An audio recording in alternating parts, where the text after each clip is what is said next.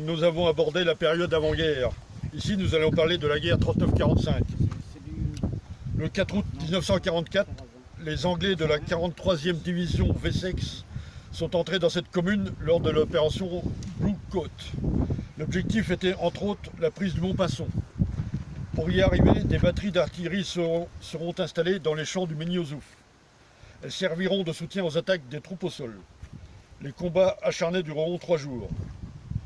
Le Mesnil-aux-Oufs fut libéré sans combat.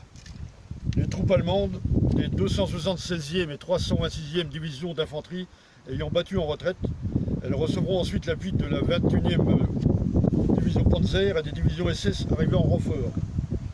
Ici, aucune victime civile ne sera à déplorer. Seuls quelques bâtiments et la gendarmerie seront détruits.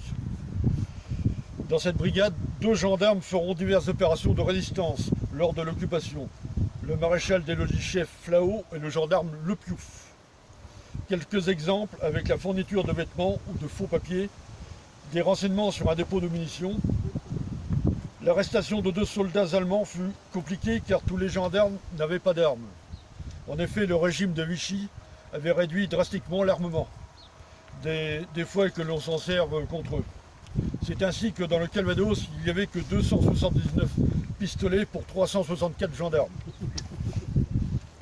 Toujours est-il que les 2 Allemands seront faits prisonniers.